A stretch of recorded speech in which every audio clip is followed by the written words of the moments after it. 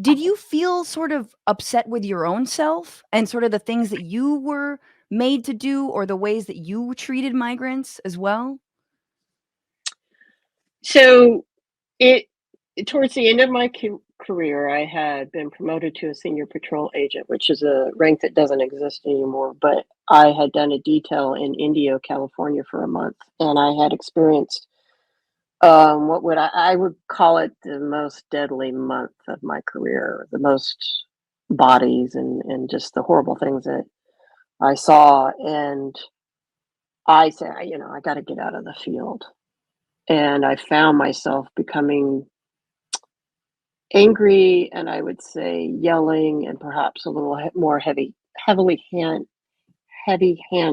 Sorry, um, with some of the migrants I was arresting, and I Mm. realized I needed to get out of the field. And it wasn't the migrants that I was mad at; it was the being put in these situations and the policies that were creating all the death that we saw out in Campo and agents still see today.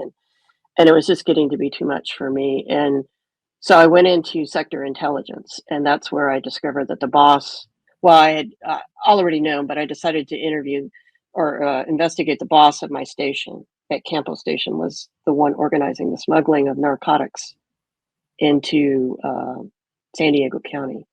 And that's when they covered that up. And when I Damn. demanded to go to the FBI and DEA, I was ordered to work a midnight shift in a very junior position out on the border, and it was set up, and they shot at me, and I escaped, and I quit. So, Wow. yeah, I know So it's when ridiculous. you I sometimes when I say it, I'm like, it just sounds ridiculous, but it's the truth. So, that's yeah, terrifying. This it is was, this it is an was. agency that's terrified you since jump, since the moment you got in there. You did your Hmm. job, you were loyal, and Yeah. then you saw something going on. I mean, specifically the cover up of drug smuggling or the Hmm. allowance of it, and then of Hmm. again more retribution. You were Hmm. shot at by your own agents? What the fuck? That's awful. That's chilling. And they And what didn't answer the radio, and it was all that kind of like, I remember at the time I was like, this feels like Serpico or something, yeah. that famous movie. And it was just, I think that part of it is like being from the South, growing up in the 70s and 80s, being white. And honestly, I really believed in you know, American exceptionalism. And I really believe the stuff that I was taught in the academy that migrants are criminals and the majority of them are trying to come over here and this and that. And then just with my own eyes, I saw that this was just all lies. It's not to say that there aren't dangerous people coming across the border. There are some, but the vast majority are not. And we're just criminalizing them. And then to be a part of Operation Gatekeeper, which was the beginning of intentionally pushing migrants to the dangerous areas, which I worked, and having to witness that and be a part of that is something that I still deal with today and feel guilty about today. And it's something that I have to accept, and I have to face and have to learn about myself. So, Yeah.